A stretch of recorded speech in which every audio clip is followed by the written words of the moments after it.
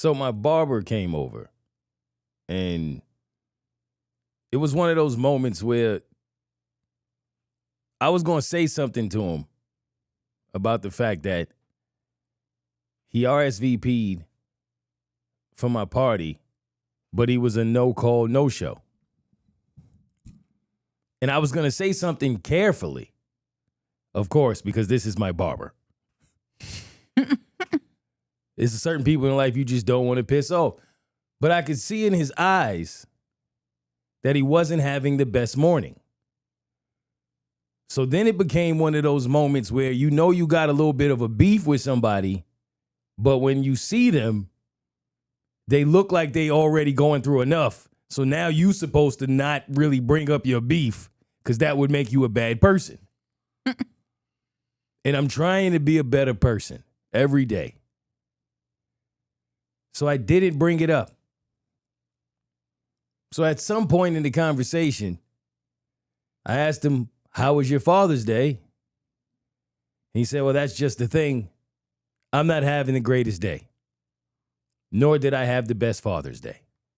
It's kind of always awkward in this moment. Because you don't know if the person wants to talk about it or not. So I said, you want to talk about it? And he said, nah, not particularly. Not really. I said, okay. He said, you know what, man? I said, okay. So we're talking about it. And I won't go into what he said because that's between us. But as he was telling me what he was going through, he mentioned a time in his life where he had a friend whom he was so close to that he cut his hair after he passed away. Rest in peace. And I never thought about that. I never thought about the fact that someone has to cut your hair when you're gone. And he said it in passing, like I'm going through this and I had to cut my man's hair in the casket and blah, blah, blah. And I told y'all I'm trying to be a good person. So I listened. And I didn't offer anything because I know that's what he wanted from me. But after he told me everything he was going through, if I'm honest with y'all, at the end of that conversation, I could not get past the fact that I didn't ask him, how do you cut a dead man's hair? Oh my God. No, for real. Like, I was interested in that. Like, how do you do that? Like, how do they, you know what I mean? You prop them up. How do you do that? All right. That's what there's morticians for, right? Well, yes, and I'm more interested in how this happens, but it would have been disrespectful to ask in that moment. So I guess I'll have to save it for next time because I'm being a good person. Welcome to In the Moment.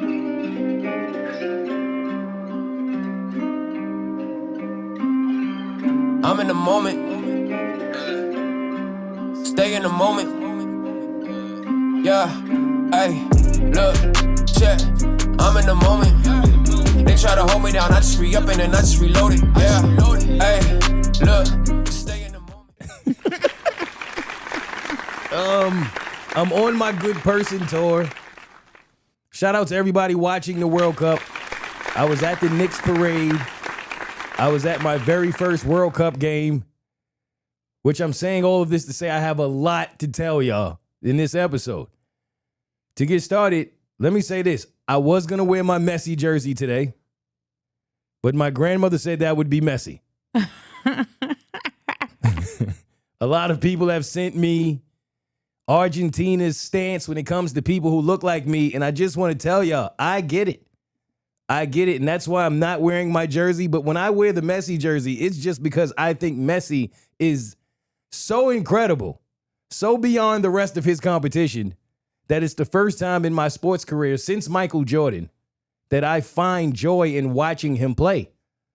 And I don't know how much longer we have, but I'm fresh off of not sleeping. I mean, we talking about Knicks parade. Shout out to everybody who is happy that this is the last week I'm going to talk about the New York Knicks. I know I know it's a lot of y'all that are very happy that this is over. This will be my last time talking about the New York Knicks. But before I get into why I'm mad, I would like to go over my top 6 moments. It was 5, but I threw an honorary one in there. But my top 6 moments that I saw at the parade. Okay. Coming in at number 6, there was the guy who was on top of, I don't even know what he was on top of, but he was maybe on top of a truck and he appeared to be overdosing. And there was a woman who was on top of the truck with him trying to save his life. And as he was coming to, he tried to kiss her. That's crazy.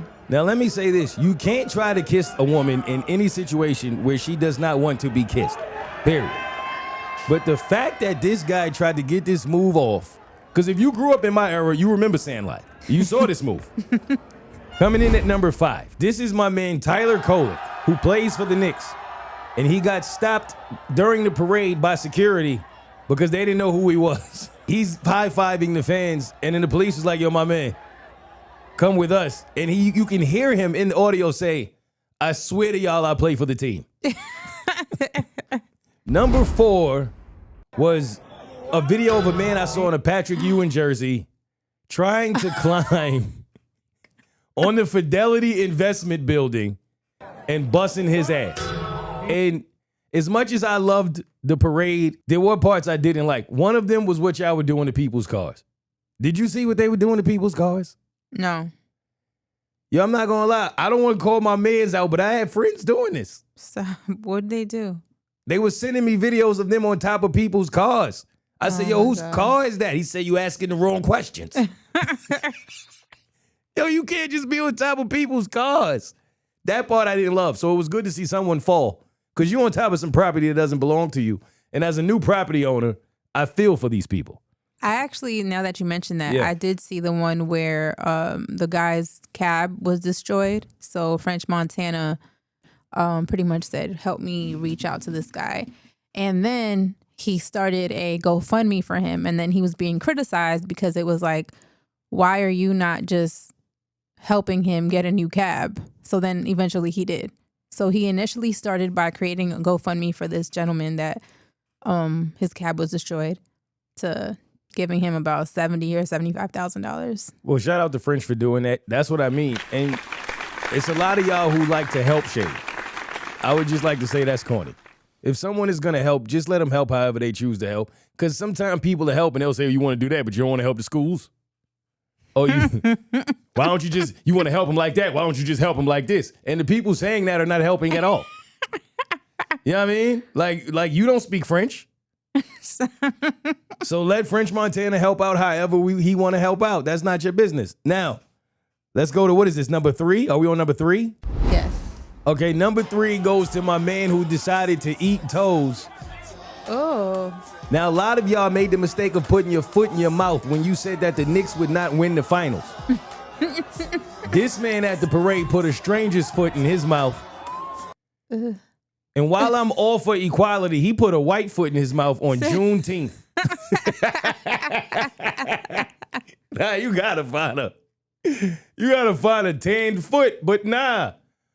Who is doing this? Who wanted the Knicks to win this bad? I'm looking for the fan that wanted the Knicks to win so bad that you were willing to go further than putting a stranger's foot in your mouth. And with all due respect, I pay attention to women's feet sometimes. Sometimes? Sometimes, every once in a while. I'm not a feet guy. I'm not a foot guy. I don't have a foot fetish. That's not my thing. But if I'm outside and a woman's toes is usually out, right? So you might look. I've been all around the world, yo. I love my city. All I'm saying, and there's a woman from New York City in this studio as we speak. All I'm saying, shout out to my New York women. I love y'all. Y'all feet look like y'all walk a lot. Stop. Nah, for real, because women in New York walk like that. Yeah, they walk, and that's the foot you put in your mouth. That's not crazy. She probably didn't shower since 2 a.m. standing in a crowd with all those people. All day. Sweaty ass sneakers. Yes, on top of someone else's car. He's the one that calls out the next day saying, I'm not feeling well.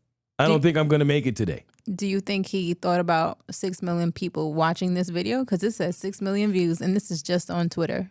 And no, I don't think he thought about that. He has to explain this to his friends, his family, maybe his wife. Oh, my God. Number 2 on my top 6 things that happened at the New York Knicks parade was the fan who decided this garbage can is for me. They put orange and blue Knicks trash cans on the side of New York City streets. And I said when I saw them, not one of those trash cans will make it. You did. I said that as soon as I saw them. That is going in someone's apartment as the trash can in their kitchen. I've been in New York long enough to know these things. And she decided this is for me. She decided if the Knicks can win the finals, anything is possible. My expectations are not high enough. And I'm taking this trash can and I'm putting it in my apartment. That's just spray painted. This is crazy. Like, they have the street looking disgusting. Like, I mean, I know New York isn't the cleanest I was about place. to say, it looked so good, However, so clean before. It doesn't look like that on a regular basis if you're just walking past the street. The craziest part about this video of this fan taking this garbage can and dumping the trash in the street to take it is it's not the craziest part of the video.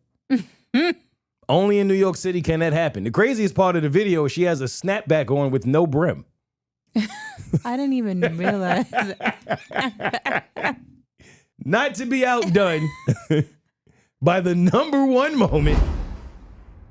And you know what it is already if you've been online. Shout out to Nate. If she was here, she would tell you that she hasn't. Stop. But the number 1 moment was when the Ninja Queen climbed down from the light post. She was hanging on. She climbed down from the Trinity and Thompson side, hanging on to the light post. She did an interview. She's gone viral. There was a fight that could only happen in New York City. This is a New York City style fight. She climbed down. She said that she was up there minding her business, and this woman called her a racial remark. That's what she claims.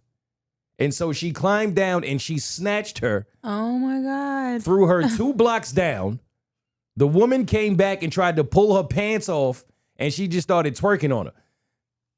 Here's my thing, y'all. If you see a woman. She looks like she's done this before. That's what I'm trying to say. If you see somebody hanging from the lights in New York City, that's not the person you want to fight. Am I off here? No. I don't think that's the person I'm picking a fight with. It's not that easy to get up there. If she can so easily get up there, she's up there doing splits and twerking. That's a level of talent that's going to make me leave someone alone. Oh, my God. That's the person you choose to start a fight with. She said, give me 3 seconds, climbed down, grabbed her, threw her down the avenues of America, threw her to the other side of the financial district. The woman then comes back not realizing that, okay, I've met my match and maybe this is enough. And then she twerks on top of her, eventually jumps down and finishes the ass whooping that she started. Kudos to this queen. This is New York City at its finest. You will never see a more New York City moment than this one right here. Other than that, I'll say I had a great time pulling up, being in the city. The energy was incredible. A crowd and a wave of orange and blue like you've never seen before. You could feel that people have waited their entire lives for this moment. I think the parade should have been longer. It was a short route for the fact that there was millions of people there. Obviously, there wasn't enough space. People are pissing on each other. They can't go to the bathroom. People are out there at 2, 3 in the morning, y'all, already getting a spot right for the next day. Then there's people paying thousands of dollars to have someone hold their spot. My uncle pissed himself. He wasn't at the parade. He was just at home, but he pissed himself from excitement. There was so much excitement through the city. I feel like I was there in support of all of my family who've been rooting for the Knicks their entire life and they couldn't make it. Mom Donnie had a 9-minute speech. I thought it was a great speech. I did think I wish the players would have spoke a little more. Josh should have talked about his heart. Jalen Brunson did have a speech. Josh did not try to stick his fingers in his butt throughout the entire speech. I thought that was important. But Josh's wife did try. I saw what you did there with the butt. But go ahead. His wife did. What's with this? Like, so that's like a whole heart thing? It sounds like They they have just- something going on there. They just stick their fingers in each other's butts. That's what it looked like. It's a weird thing, but honestly, it was a time. Seeing the city like that, feeling that kind of energy, it was something that I feel like you just really have to either be from New York or be close to someone that's from New York in order to understand why that moment meant as much as it did. But I'm happy I was there. I'm happy the Knicks won, and I'm sure a lot of y'all are happy that we're moving on. So congratulations one more time to the New York Knicks. Let's get back to this part and let me tell y'all why I'm mad. It's only a game. Why you have to be mad? Okay. While I was in New York, let's start here. I went to the dentist thinking I'll go back to an old dentist that I'm familiar with since I'm home. It's home. That's where you want to do all of the things that you have to do that you could not do for a while, right? Right. New York might be the absolute worst place to do anything. What? And it starts with going to the dentist. Yo, this dentist, let me say this. Whenever you go into a dentist, whenever you go into a dental office, the last thing you want to hear is a screaming child. There was a child screaming at the top of their lungs when I walked into the dentist, and that made me nervous. Now, this is my first time going to this dentist, so I just want a cleaning. I don't want to be there for long. I just want to get clean and get out. Soon as I walk in, they like, yo, how about them Knicks? Now, I'm confused as to why you asking me that until I remember I have a Knicks hat on. So they sit me in this office, and I'm sitting there and I'm thinking, okay, they're going to clean, and I'm going to get up out of here. Now, I'm be honest with y'all. My schedule been a little crazy. I haven't been back in 6 months. I am a 6 month cleaning on the nose kind of guy. Few months got away from me. So they start doing x-rays because this is my first time at the dentist. They put me in this new x-ray machine I've never seen before. I thought there was the one you just bite down, and they go, they tell you, bite down. That's it. Now they put me on this machine. I had to hold it from the other side. I thought I was on a roller coaster. Then they was like, it's going to do a 360, watch your head. So now I got Final Destination in my mind. Then I wasn't tall enough. The machine wasn't tall enough for me. And the assistant wasn't tall enough to see if the machine was tall enough for me. So he's guessing. He's like, how's it feel?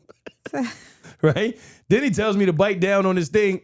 And at that moment, I realized there's nothing comfortable about going to the dentist and having two big grown men asking you to bite down every 2 minutes. Now, when I pick my dentist, I usually pick a woman. I'm going to be honest. I don't pick her off her credentials. I pick a woman I think I'm going to be comfortable with. I didn't choose my dentist this time. My team did. So, do you actually Google their name to look at their picture? Oh, yes. Of course. You don't? No. You don't know what your dentist looks like before you go? Well, I used to go to my cousin, so yeah. Nah, hold up. That's another thing. Let me teach you something about New York dentists, especially if you are going to a New York dentist that a Latin person referenced. First of all, they go to their family. So you got to know out the gate you might be going to where it's family. 2, sometimes you go into somebody's house. Well, in New York, I do think that there's a lot of businesses that buy homes and create, offices. I don't know if I've seen that here. No, that's what I'm saying. That's a New York thing where you go to somebody's house and you got to step over the toys because they also run a daycare in the living room. And then now you're going into the back where the dental office is. And then you sit in the seat.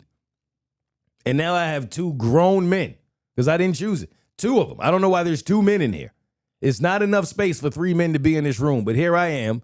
I'm vulnerable because I'm laying back. They're telling me to say ah. Now it's a Trey Songz video. The other one is telling me to bite down. I know it's Pride Month, but we going a little too far. Then in that moment, that's when I realized my team told me to make sure you say Happy Pride Month. They didn't tell me to make sure you say Happy Men's Mental Health Month. No one cares about a man's mental health. Here I am going through something as we speak. He's telling me, do you feel the groove? As I bite down on this mechanism that I've never heard of in my life. Don't ever ask me if I feel the groove after you told me to bite down. I couldn't be more uncomfortable. Then I do the x-ray. He tell me we got to do more x-rays. Fam, I came in here for a cleaning. Then my man tells me your wisdom teeth look great. What? That's what he told me. He said your wisdom teeth look great. He said if anyone tells you that you need to get your wisdom teeth removed, they're lying to you. So many people think you have to get them removed. You don't.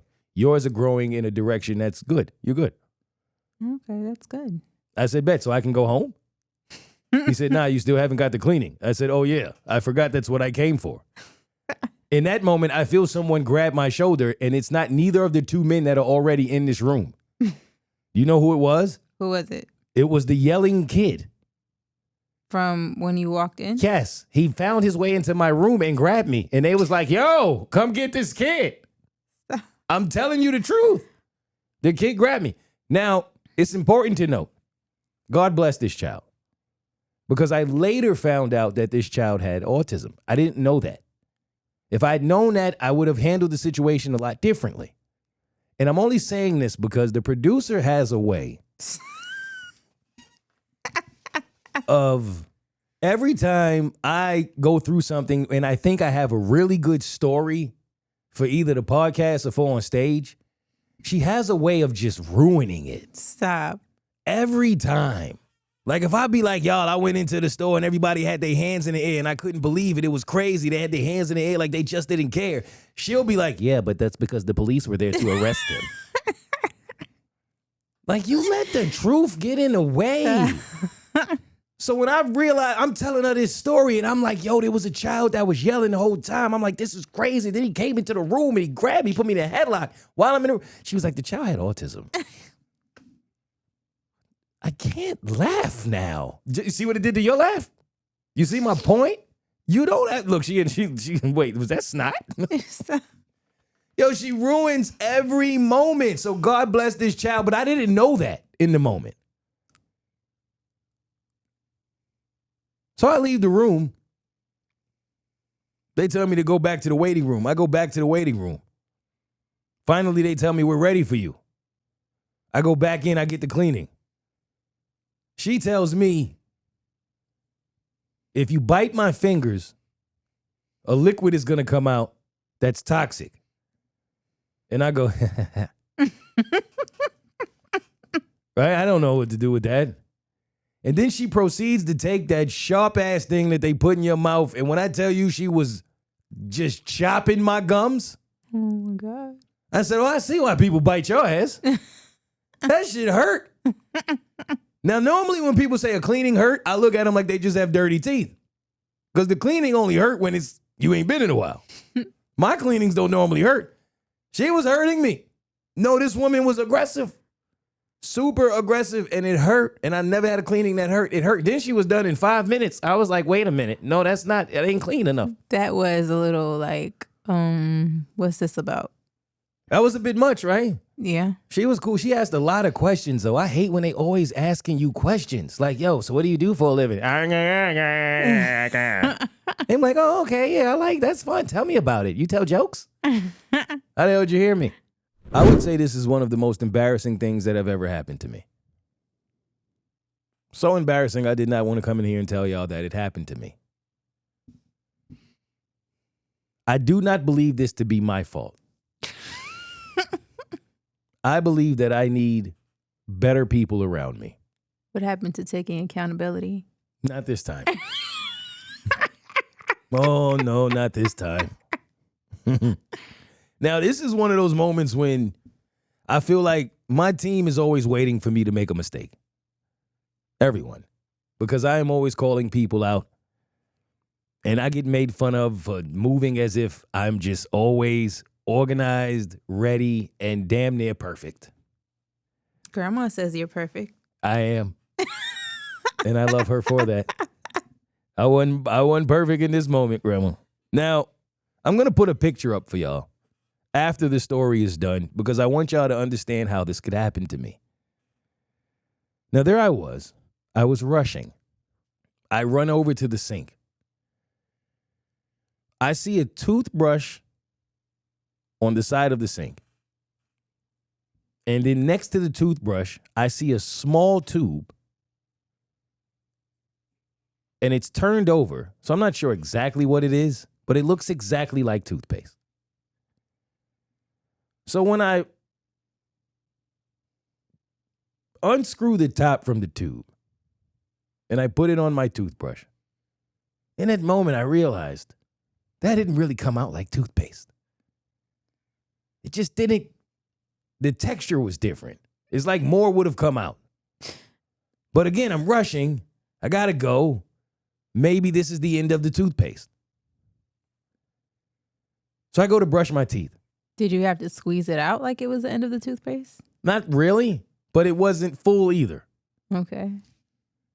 And it's like, you know how you want to go get more, but you're going fast. You don't need that much toothpaste anyway. I've learned that most of us put way more than we need, whatever. So I start, getting busy. It's just not foaming. I don't know why it's not foaming. So in my mind, I'm like, what is this cheap ass toothpaste that they have provided me with? But whatever. I'm in a rush. So I'm trying to hit all of the spots that you got to hit. Get in the back, the wisdom teeth, keep them clean, you know what I mean? Keep my wisdom teeth wise. And then I go to rinse. There's really nothing to rinse. So I'm like, all right, something's not right. You know how you just know something's not right, but you don't have time to evaluate what it is, so you just keep it moving. So as I'm walking out the bathroom, I say to the producer, I say, yo, why does my mouth feel like I just said hello to somebody on a Sunday afternoon at church around mad people who have too much perfume on? And she thought, obviously, that was a very oddly specific description of what just happened after I brushed my teeth. So I said, clearly something is wrong with the toothpaste. I was so confused because I'm like, we had Colgate there. Like, what are you talking about? I brushed my teeth this morning. I didn't have that experience. So maybe I'm at the wrong gate. But that wasn't anything like I've ever experienced in using Colgate in my life. And she kind of brushed it off like, what are you talking about? I'm like, I don't know. It just, my mouth is giving Easter Sunday at church. I can't explain it, but we have to go. So she's like, whatever. You bugging out. Don't worry about it. I'm always saying something that makes her laugh. Whatever. We keep it moving, right? I thought you were just like joking for real. As the day goes on, I'm like, nah, like something just, you know what I mean? Like, you know that feeling you get in the elevator with somebody, they get on and they got mad perfume and you're like, damn, my mouth was open. Like, that's a lot. Like, Jesus, right? And then it's just, the whole day is with you. You got to brush your teeth. But I'm not in a rush to brush my teeth because that's how I got here. So I am later. This is later in the day now. After the parade, after everything. I am sleeping comfortably. And I hear someone in the other room, I mean, riddled with laughter. Laughing uncontrollably. Like this has to be the funniest thing they have ever heard in their life. I'm not exaggerating. And it's late. It's like 1 a.m. or something. So I'm already frustrated now because you done woke me up. So I want to know what the joke is. Who is damn funny? So at the time that I get up to figure out what's so funny, that is when the producer tells me that I did not brush my teeth with Colgate. Apparently, I brushed my teeth with Hand cream. some kind of flavored hand cream. Oh my God. And the thing is, Travel size hand cream. That's why they were both they both looked exactly the same pretty much. I mean, it could not have looked any more like toothpaste, yo. You know what? Actually, it did not look like the Colgate, but it looks like the Marvis Like the joint toothpaste that we use. that The you one would that's get from silver. like Delta and all that, right? Yeah, well, Delta's giving those out now, but yeah. Yo, and she's like, how did you not notice? What do you mean I didn't? Why would you put that next to the toothbrush? Why wouldn't you flip it? Why wouldn't I flip it? Because I didn't have time. What you think this is Belle Biv DeVoe? I ain't got time to rub it down, flip it, ooh oh. We on the move. Why would you put anything that small that looks like toothpaste next to a toothbrush on the sink? Everything is travel size. We don't have anything in that apartment, so. Y'all, my mouth smelled like raspberry Sunday afternoon flowers all day long. At least my mouth wasn't ashy. And the thing is, she has no sense of urgency at times that I need her to, because she's laughing hysterically. I'm so good at context clues that just from the area that she's in and the way that she's laughing, I said, what did I brush my teeth with? Immediately. She just continues laughing. Wait. Oh my God, wait. Y'all, I need to know if this is STD cream or not. Oh I don't my have God. time for this to be funny. I need to know who, you know what I mean? I don't know what's in a medicine cabinet like that. Oh, I don't know. There's no STD cream in there. Now we know. I didn't know at the moment. When you just know it wasn't toothpaste and the person is hesitating to tell you, you start thinking the worst. Right? Mm-hmm. Do I have vagina cream? Do I have summer breeze? Yeah, summer breeze. Yeah, I gotta know. Do I look like homie that was eating feet at the parade? That's not my style. Oh my gosh. I'm not like that, y'all. Oh my God, y'all gotta pardon my passion. I was not okay. Didn't the dentist say you had great teeth or something like that? Let me tell you something. The dentist said my teeth are amazing. Like to the point where every single one that came in there, that was just giving me compliment after compliment on my teeth. And it might be, I'm just giving y'all this because I love y'all. It's one of two things. It's either the fact that I no longer, and pause before I say it, I no longer spit the toothpaste out when I rinse. If that makes sense. They tell you that you're not supposed to, after you're done brushing, you're not supposed to rinse it all out and spit it out. You're actually supposed to leave some of that. Now, you obviously rinse your mouth, but you don't rinse the paste out of your mouth. You're supposed to leave it. And I started doing that. So the fact that my teeth look so amazing and all four of my wisdom teeth are such intact has to be either the fact that I now do that or the STD cream. Just when you thought that would be all to be excited about, we took off to Kansas City to go watch Ecuador play Curacao in my very first World Cup experience ever. And what an experience it was. I do wish Ecuador would have won. I was there to support Ecuador, and I had some Ecuadorian family there. I'm hosting the World Cup. Life could not be better until Ecuador just could not score on 75 attempts on goal. I mean, they couldn't have had any more attempts. It was attempt after attempt after attempt. That was the only thing that went bad. I got in trouble at the end because after Ecuador lost, let me tell y'all something. I got a lot of World Cup experiences I want to share with y'all.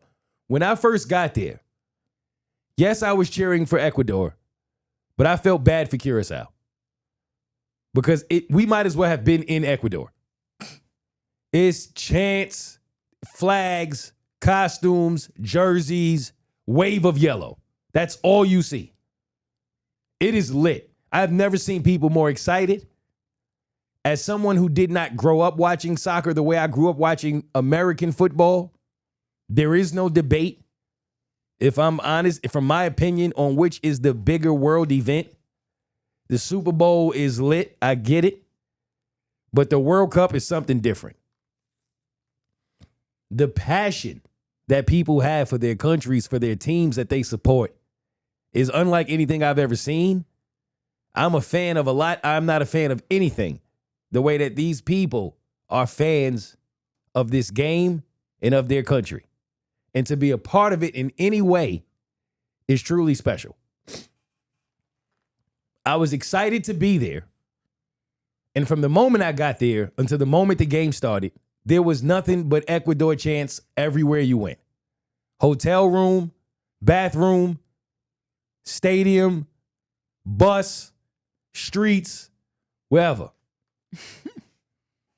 When Ecuador lost, I've never been to a more sad place in my life. It went from day to night, and it was night and day. Well, I'm they serious. didn't lose.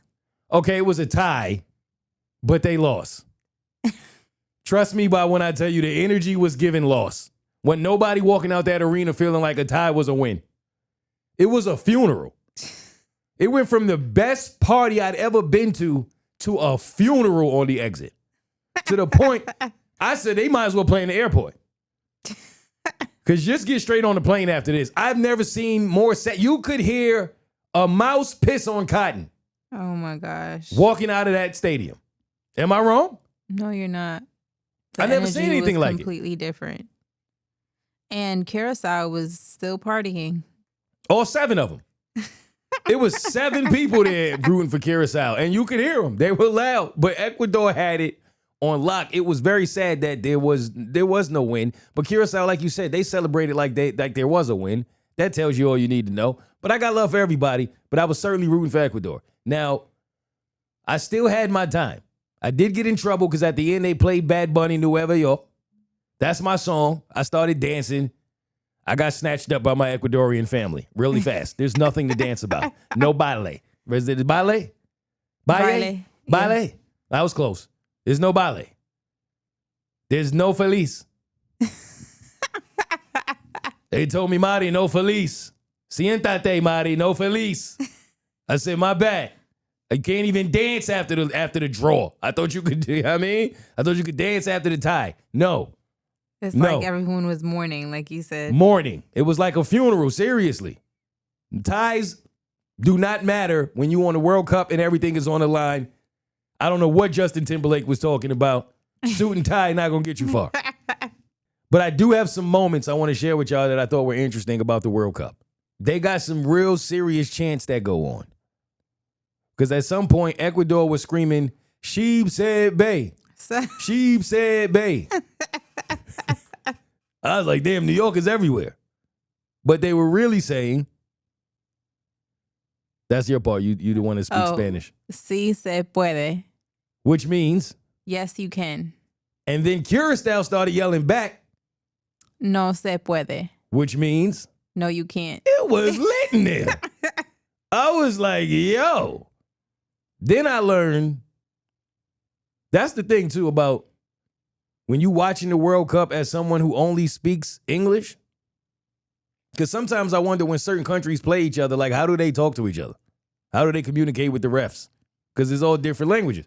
Because sometimes I find myself trying to read their lips and I'll think I know what they said. And then it hits me like, oh yeah, they speak Portuguese, stupid. You know, like, that's not what he said, right? Because you think you know what he said in English. And you don't. And I never know.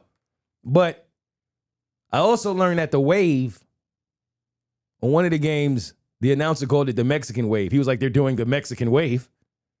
And I was like, that's racist. What makes it Mexican? What's different about the Mexican wave than the regular wave? And then I looked it up and learned that the Mexican wave is the wave. It started in Mexico. I didn't know that. Did you know that? No, I didn't. So now I know that it's actually called the Mexican wave, but we have shortened it to the wave. So shout out to Mexico for the wave.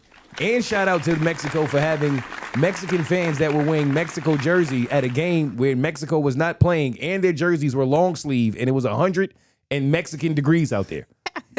Y'all are different. I'm telling you, people do not play in the World Cup, and I loved every second of it. With their cowboy boots and everything. Yeah, they was getting it. They were definitely getting it. Everything was about money. World Cup about money. Whether you sitting in the, I don't know how much it costs to sit in the front, but it got to be, what, $2,000 a ticket? Well, yeah. And then if you pay $400 or $500 a ticket, you all the way at the top. They were charging $30 to charge your phone? $30 to charge your phone for, no, $8 to charge your phone for 30 minutes. They charge for everything. One drink, I think I bought 3 drinks at one point. It was almost $100. Yeah. No lie. Like, it costs just as much to get a couple beers as it does to get into the game. But other than that, it was an amazing experience. It's just, you definitely going to pay for it. But, I mean, the intensity from beginning to end is so worth it. And shout out to FIFA for just now in 2026 caring about if the players get water or not. They have a hydration break for the first time I've seen in World Cup action. I think they invented this in certain situations back in 2012, I believe. But in 2026 is the first time we're seeing both teams get a hydration break in the first and second half. And I think it's 3 minutes of one, in 3 minutes in each half, they both get a break. I wonder if it has anything to do with some of the players passing away on the field. Maybe. I didn't think about that. So maybe they didn't have one all of these years for momentum-wise, but now you're caring about the players, and you should. Or maybe they simply didn't have one because if you had a hydration break back in the day, what's my man name? Diego Maradona? Diego Maradona, yeah. Oh, he was doing coke. You had a hydration break back in his day, boy. I tell you what, he was over there sniffing. It wasn't Gatorade. Oh. All right, guys, let's go. Anyway. I learned that the Kansas City Chiefs, as Super Bowl champions, play in an old, rundown-ass stadium. I'm sorry. That stadium is bad. It's bad. It is really bad. And maybe this is rich coming from a Cowboys fan. But my God, Patrick deserves a better Holmes. Should not be treated this way. The Cowboy Stadium is way better. It's way better than all of them, but it's certainly better than that one. Their stadium is so bad. As soon as I got to my seat, I looked up, when was this stadium built? 72. And they're working on a new one in their defense. But the Chiefs got way better defense than to be deserving to go in there and play in that stadium. That's all I'm saying. They still have shared urinals. Fellas understand what I'm saying. And to the ladies who may not, a shared urinal is the old school urinal where they're not individual. It's like a tub.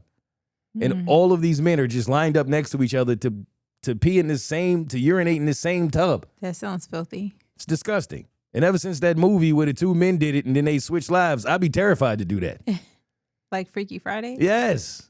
You know what I mean? Like, nah, I'm not that freaky. So they think painting that mural of Travis Kelce on there was going to do something. I can't believe Taylor Swift is going to this bum-ass stadium. I could not believe it. All right, let's get into the group chat. So Jalen Brunson had a leak. Did you know this? What kind of leak? A leak. Like a sex tape leak. What? No. And you be on TikTok all the time. I thought you would have saw it. They said it was all over TikTok. I didn't see it. Jalen Brunson had a really weird and horrible sex tape leak. And I didn't care about the content of the tape. What I was more focused on was, it just reminded me how in life, whenever you reach the height of something you've always wanted to, there's always going to be something that attempts to take your joy right after that moment. And Jalen Brunson experiencing that, and I know he was somewhere thinking, you got to be kidding me. This comes out now. That just is so inevitable that's the balance of life. And it made me think of my leak. I had a leak. A leak of what? Well, I had a leak of that also, but What?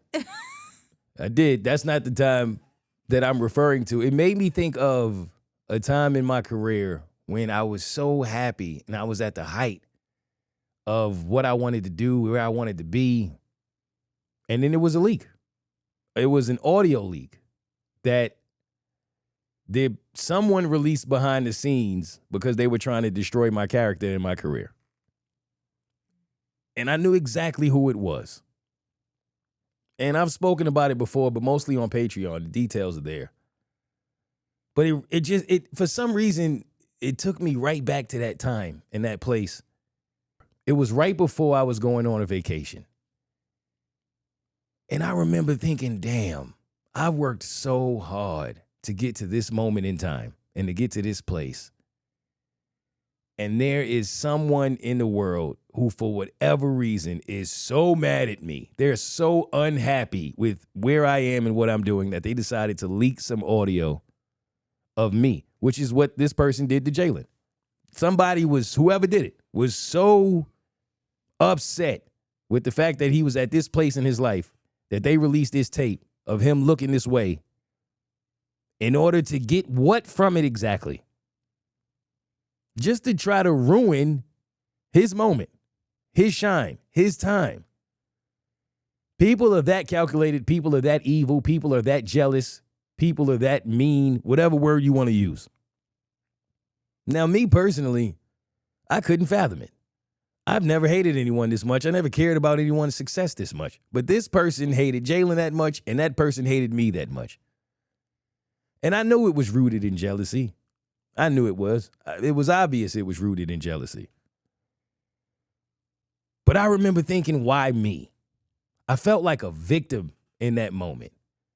I didn't care about the fact that there were people who now looked at me differently because the tape or because of what they heard. Because in all honesty, I felt like I didn't do or say anything on that tape that I would be willing to bet, if not most, all people have said or done. I was upset at how I was being treated at a particular point in time. And I had thoughts about it. And not only did I have thoughts about it, but everybody in the room had thoughts about it. And the funny thing is, the person I believe to be responsible for leaking that information, I later found out that they had a ton of audio of where they said much worse things about me. They just were smart enough to delete it. Why? Well, because you'd be smart enough to delete it if you have the mindset of knowing that you're seeking information to leak it. Right? You with me? Right. So I was confused as to why everybody thought I was an asshole in the situation, to be honest, because what person does not go home or go into a place where they believe that they are safe and vent about the way that someone else is treating them, about the way that they feel like they're being treated unfairly, the way that they feel like they're being treated because of someone's jealousy, whatever the case. Yo, this is how this person treats me. It annoys me. I'm upset about it. This is how I feel. I'm going off. And I wasn't wrong.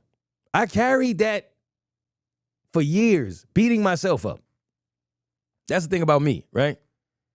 Somebody got a beef with me, but they can't bring that to my face. They can't dance with me straight up and down and be real about the situation. So they have to find ways to be sneaky and go listen to me and then find anything they can and then leak it and go or give it to someone else to leak it. Whatever you got to do. All for what? What exactly are you trying to accomplish? How does this help you? Okay, you're going out your way to try to hurt me. That'll give you a little bit of satisfaction. But in the end, how does it really help you? What does it really mean about you? What does it really say about you?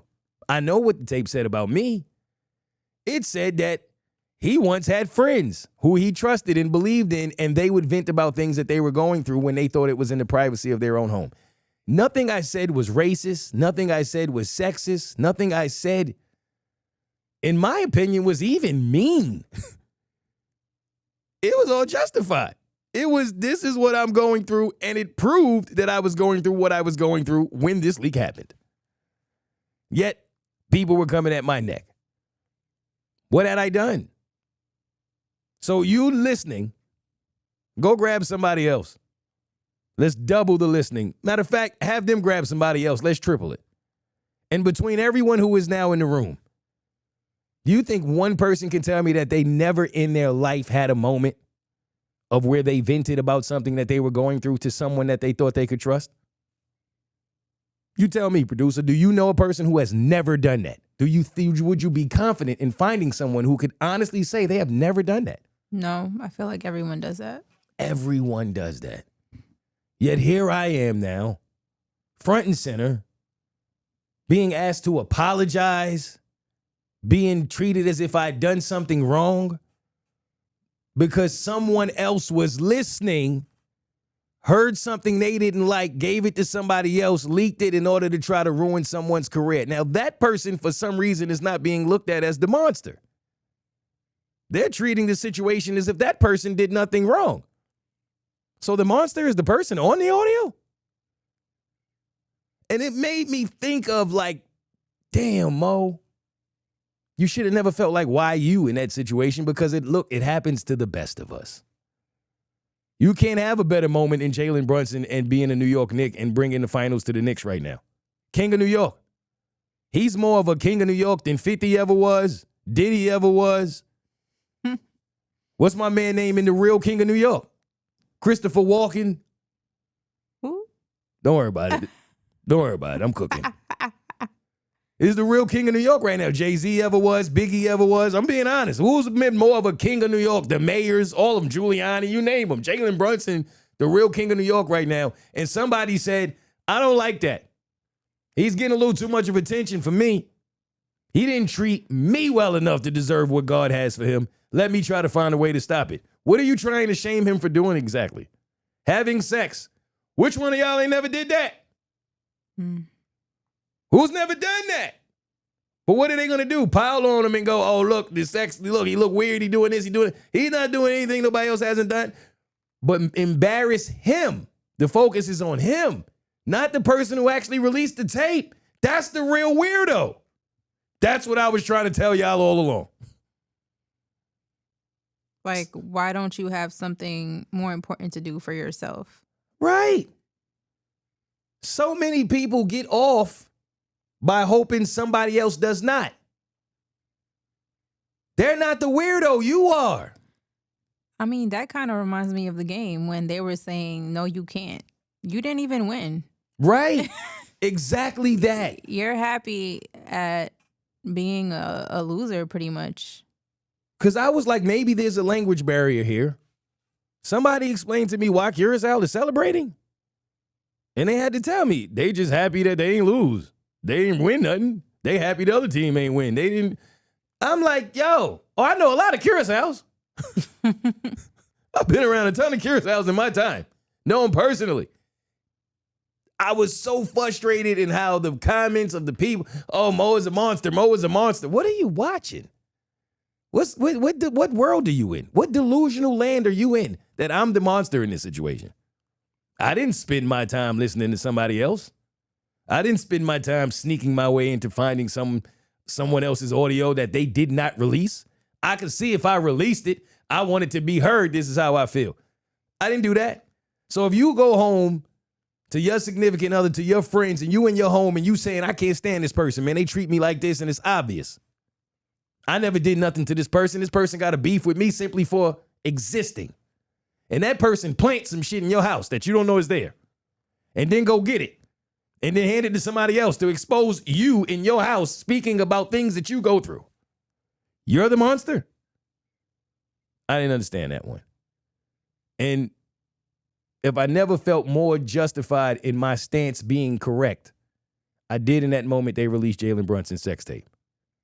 He wasn't the monster. Whoever released it was. And it proved my point. And he's still a champion. There was a point on the flight when I was watching a rap battle. And the flight attendant tapped me on the shoulder and said, yo, do you think they really be writing or you think this, it's all at the top of their head? And I said, oh, nah, they be writing. No doubt about it. Sometimes they freestyle, but they be writing. And it was one of those situations where I wasn't mad that he asked me that. It was cool to see that somebody else was interested in it and that he knew what was going on. I just thought that's where the conversation was going to stop. It didn't. At some point, I fell asleep. And I have sleep paralysis. So those who struggle with that know exactly what I'm talking about. When you fall asleep and you're up, you know you're up, but you can't move. You can hear everything going on around you. And you know you're in the environment you're in, but you cannot move. You think you're talking loudly, but you're not. You think you're moving your fingers, but you're not. And I am always trying to get the person next to me's attention to wake me up. And if I'm ever around the producer, she never does. Yes, I do. Most of the time, she is over there dancing like she's in Grease 3. What? While I am in the nightmare of my life. And this moment was no different. And then finally, I felt that tap on my shoulder. I said, my hero has come to save me. The problem with the tap on the shoulder is she was on my left side and it came from my right. I looked over to my right and it was my man. It was the flight attendant waking me up out of my sleep to tell me that Common, the rapper, AKA Common Sense, was on the flight with us. He's just right up there. He's right there. And I don't know why he woke me up to tell me that. But I think if I was not in a deep sleep paralysis, I would have been pissed off. I thought you were. I would have been so mad that you woke me up to tell me Common is a couple rows up. Why do I care? What part of your common sense didn't tell you that I wouldn't give a damn that Common Sense was a couple rows up? Now, because we were in Atlanta, I'm pretty sure he knew who I was. And he was just looking to have some type of conversation. And so I'm not mad about it. He actually saved me. So shout out to that flight attendant from Delta. If you listen or know anyone who listens, reach out to me because I got a hell of a great review for you. I'm going to tell Ed, whoever I got to tell, you need a promotion. That man woke me up out of a sleep paralysis to tell me Common was on the plane. Now, funny enough, I know Common a little bit. I met Common a couple times. So when I went into the bathroom, I see him. And I'm like, oh, he looks at me like at first he's like, I look familiar, but he can't place it. So I tell him where we met before. And he's like, yeah. He's like, what's up? So he says hello. I say, what up? And then that was it. I let him go about his day. But when I came out of the bathroom and we were now leaving, I realized two things. One, he took every picture. Shout out to Common, because I don't think that's Common. But the few times that I've been around him, that's the guy he is. Takes every picture, says hello to everybody. Coolest guy in the world. The other thing I noticed is we had very different routes of getting out of that airport. He was gone. I was waiting another hour and a half for the bus that was scheduled for me to leave. Very different routes. Our routes did not have anything in common. So did you see the Beyonce and Jay-Z video or reel? I believe it was a 7-minute reel. Yeah, I think they're calling it a vlog. A 7-minute vlog from Beyonce. And it was about Jay-Z's hair transformation. So Jay-Z does not have even a little bit of gray hair? Is that what y'all are telling me? I mean, maybe he colors it. Okay, I don't know what he does to it, but I was a little shocked by that. And I learned that he grew out his hair for blue. Yes, I saw that too. That's dope. Nothing bad I can say about that. I think Beyonce's voice is made for vlogging or pretty much anything she wants to do. Like, it's very soothing. I enjoy listening to her narrate it, but I also feel like she lied. Why? She lied twice. What did she lie about? His locks came from deep waves. I've been a Jay-Z fan for a very long time. I don't remember an era where he had deep waves. It comes from her song, the lyric. It don't come from his hair. The fact that Solange put hands on him and then also had a song called Don't Touch My Hair, and now he has a vlog about his hair with Beyonce is a full circle moment. And I think it elevated everyone. The producer doesn't, but someone gets the joke. Because of the elevator. And there it is. Sometimes it's a delay, folks. I also heard Beyonce call him very handsome. And while I do not have an opinion on if she believes that or if Jay-Z is handsome, that is the level of delusion that I want my woman to have for me. When you see me walk in the room, I need you to have that level of delusion. And I love Jay-Z and Beyonce, so I won't say any more. I will also say I don't believe there is any reason for Jay-Z to respond to Dame Dash. That is for whoever knows. If you know, you know. Dame Dash is out here single-handedly ruining the value of the Rockefeller chain. What? You have to see the video. It's bad. T.I. was on Joe Budden's podcast lying his ass off. What did he say? I mean, we were at the TIP of the iceberg with his lies within 5 minutes of the podcast. He said, and I'm trying to get T.I. on the podcast, so Tip, if you see this, it's out of love. But he said when he wrote that, there was a song back in the day, and I remember this song vividly. If you are a hip-hop fan, you might also. With him, Young Buck, and Ludacris. And he has a lyric on there when he says, me getting beat down, that's Ludacris. And as the rumor has it, allegedly Young Buck was a Messi fan long before me, because he messy. And he told Ludacris about the verse that T.I. just laid down. And then Ludacris was like, let me get on the song. And then that's what made the Young Buck song hot. I believe the song was called Stomp. But they were all on the song. And Ludacris absolutely violated T.I. on this song. It was bad. The beef was over in that one verse. And now T.I.'s up there saying that that verse never had nothing to do with Ludacris. What?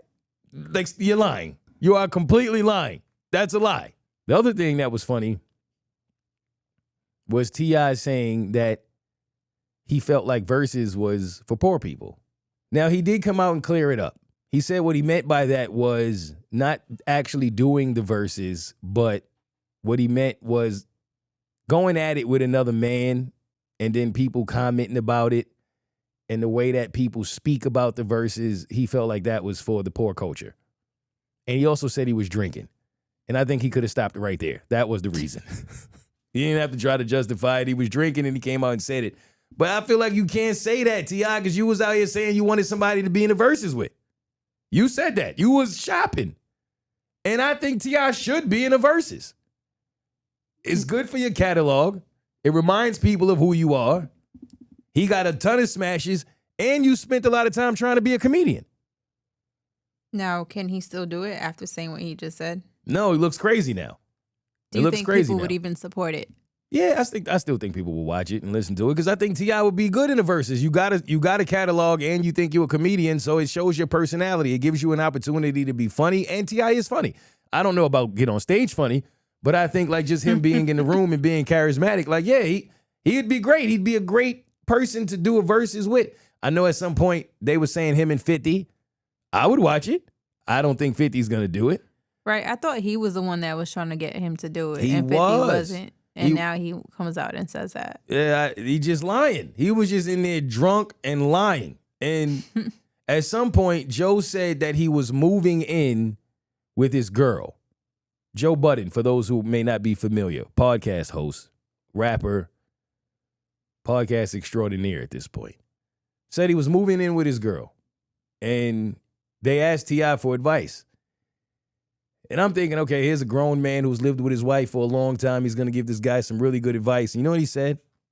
Don't do it? No, he said, listen to her. I said, what? That's the kind of advice my friends give me. That's all you got. If you moving in with your girl and you don't know by that point that listening to her is imperative, like you're a little behind, is all I'm saying. Like, that's not a given. And it made me feel like, you know what? Women are right. Y'all have been right all this time because I always hear women saying he don't listen, he don't clean, he don't do this, he won't help me, he's not. And I'll be like, what relationship are y'all in? In my relationship? Who you think is the better listener? What? I don't think I've ever been in one relationship in my life where I wasn't the better listener. And I don't mean you just pretending to be listening. That's different. You just sitting there and saying action words to make you think, to make the person think you're listening. And then when it's actually time for it to respond, you don't know what happened. Not that kind of listening. Real listening to when you can now turn around and have a response, have something to say in terms of what the other person is saying. You should absolutely be able to do that for your partner long before y'all move in together. So if you're moving in with a man and he is now thinking, well, damn, now I got to listen to her. That's pretty bad. Like, that's the advice? I just thought there would be better advice. So what advice would you give him? I would say prepare for it to be very difficult. Prepare for space to be of the most importance. It's a balance. If you're going it too hot, too heavy, I'm so in love, we're never going to need our space, it might be a little too much. And if you also go into it the other way, thinking we're not in this together, then you don't stand a chance. There has to be a balance. There's this important balance that has to happen when you decide to move in with somebody else. It cannot always be about you, and it should not always be about them. But you certainly have to be prepared to let go of a lot of your habits and routines for someone else's comfort. You're going to have to relearn some things. You're going to have to adjust. You're going to have to learn on the fly things that you can do in order to help your partner and so that your partner can help you. It's one of the biggest adjustments I think you have to make in adult life. Moving in with someone else, especially if you lived on your own for a while and you're accustomed to that and you're used to that. It's not going to be easy. But at the same time, I don't think it's much different than when you have a roommate if you've ever had one, right? Like at some points in life, living with your best friend is amazing. What's better than that? You can go right across the hall. You go right upstairs. Your best friend is right there. Everything that happens in your day, you don't have to go far. But if you've ever really stayed with your best friend, about 3 days of that, then you've had enough. then it's not, you want to go as far as possible. And it's a constant cycle. You know, I think it's important in relationships to remember that there's ups and downs. And through the majority of your downs, you are not going to break up. That just doesn't typically happen, right? You only break up once, but you fake break up 1,000,000 times. So it's important to keep that in mind when you're going through one of your fake breakups. Because in a home, there's a lot of fake breakup time. And hear what I'm saying. I don't mean y'all get into an argument, y'all get into a fight. You're literally saying, I'm done with you, or they're saying they're done with you. That's not what I mean. I mean, you are just simply going to have times in life when you wish you could go to your separate corners because you both need a minute. And your separate corners are now in the same ring. So though y'all are not together, y'all still together. In those moments, you have to remember that even though I'm not feeling you today, because we're in this together for real, that doesn't have a lot to do with tomorrow. Unless you do something that you can't take back, then it does. So it's important to remember in those moments of time when we're under the same roof, but not necessarily on the same page, to remember to never do anything that can ruin a chapter that you have not even arrived at yet because of how you feel in this moment. Does that make sense? Yes. That's how you give advice. That's how that's done. Has anyone ever given you advice like that? No, absolutely not. It'd be much further in life. I usually get that type of advice from myself, but I do think that's important. Let's get into Am I the Asshole? Okay. Am I the asshole for refusing to finish a story after my wife interrupted me 5 times? This sounds like you. I was telling my wife something funny that happened, but I couldn't get through the story because she kept interrupting and talking over me. She did it 5 times. I'm not exaggerating. 5 times. I kept count. Eventually, I just lost the mood to finish my story. The momentum was gone. I wasn't feeling it. I said to her, why don't you just tell me what you have to say since it's more important? She apologized and kept apologizing, but I said I don't want to finish the story anymore, even though she begged and apologized, but I refused. She got teary and quiet. After that, I could tell she felt bad, but my mood was ruined and I wasn't in the mood to tell the funny thing anymore. Was I an asshole? Yes. I'm going no. I absolutely cannot stand when people cut me off. Oh my God, it is such a pet peeve. I do not understand why it is so difficult for some people to just let you land. Just let me finish my story. What is the problem? And don't get me wrong, some of y'all are horrible storytellers. That was one of the things T.I. said, in fact. One of the toughest things in moving in with your girl and listening to her is when she's not making any sense and you have to stick around and pretend like she is. I know that I do that all the time. And that's the thing. I will still give my utmost attention throughout this story that I do not care about. And sometimes it takes 15 business days in order to arrive at its destination. And I won't cut no one off. Now, these same people who will tell me how good of a storyteller I am won't let me tell a story. Ironically, and I'm used to it. That's the thing. I done been through enough training in life of people who won't let me talk and who will cut me off and then get mad at me for not talking, even though if I do talk, they're going to cut me off. This is the kind of logic I have had to sit around. If you're not going to let me talk, what is the point in me talking?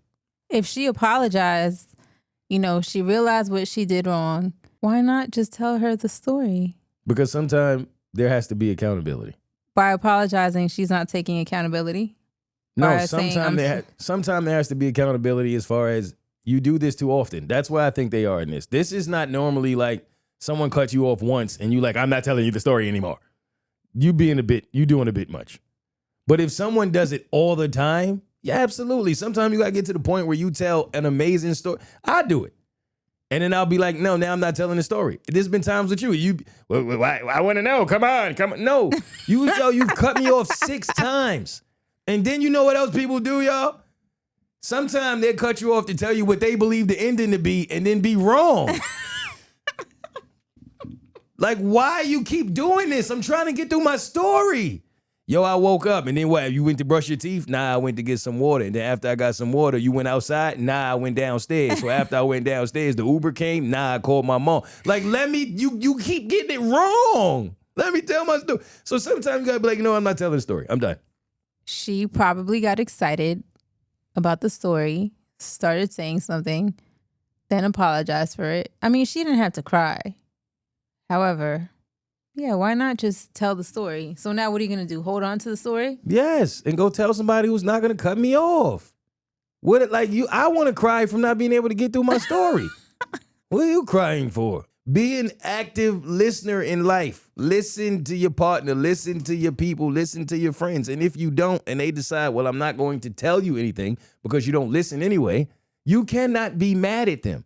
I have lived that life. I have had people tell me that I don't talk. Yet every time I try to talk, someone is cutting me off. I eventually will get to a point where you clearly believe that your voice is more important than mine. You clearly believe your opinion is more important than mine. I will let you believe that. You guys, I'm gonna fight you for the talk time? No, I'd rather be doing something else. You want all the talk time. You want to do all the talking because you're the one that's always right. You got it, because you know what eventually happens anyway? What? People want your story more.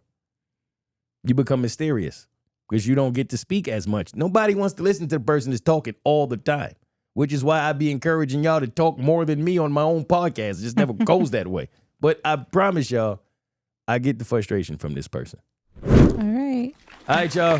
Thank you for joining us. I hope you enjoyed yourself. This was episode 299, which means we are one episode away from 300. I can't believe that I actually have 300 episodes of this podcast. But that means that I've only done it because you guys continue to listen and come back every week. So as always, I appreciate you. If this is your stop, I still love you. If not, stay tuned. I got more bonus content coming up on Patreon. Next week, bitches.